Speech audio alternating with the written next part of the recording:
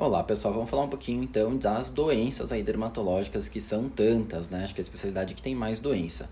E vocês já ouviram falar da síndrome de Sjögren? Esse nome bem diferentão aí. Uma doença bem grave, assim.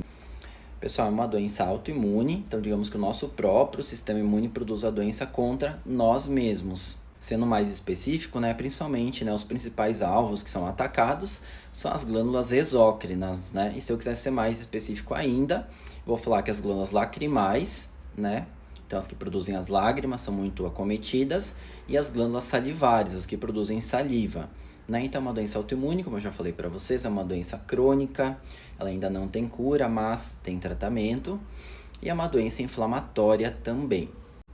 E por que ela é tão grave e tão complexa, na verdade? Porque essas glândulas exócrinas, né, elas vão ser destruídas, na verdade.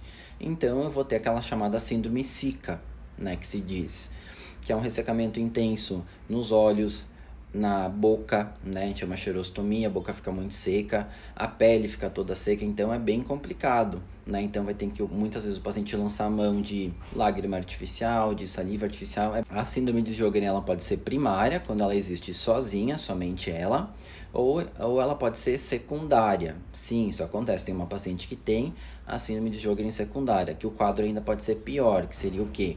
Quando a doença ela vem acompanhada de outra doença autoimune. No caso dessa paciente, ela tem, aliás, Sjögren e tem lúpus eritematoso sistêmico. Ela tem essas duas doenças, tá? É bem comum, inclusive. A gente chama de overlap quando ocorre essa associação das doenças.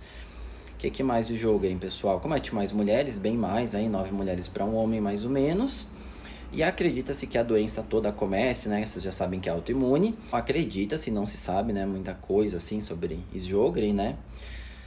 Que as glândulas, então, essas que eu citei para vocês, todas elas, né, essas glândulas exócrinas, vão ser invadidas, vão ser infiltradas por linfócitos T. Então, seriam eles aí as células mais efetoras da doença.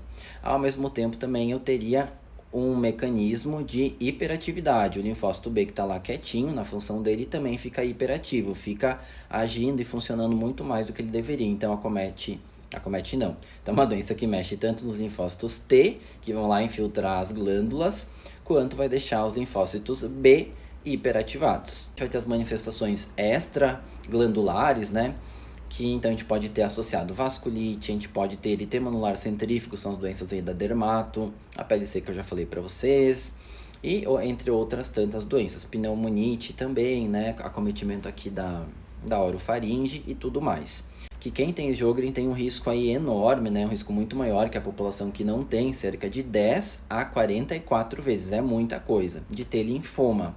Então, sempre que vem um paciente com diagnóstico de Sjögren, primeira coisa, a gente vai pedir todos os exames para afastar que realmente esse paciente ele não tem linfoma, tá? Então, tem uma chance aumentada, mas não significa, ó, tô com Sjögren, eu tenho linfoma. Não é bem assim, mas lógico, é obrigatória a investigação.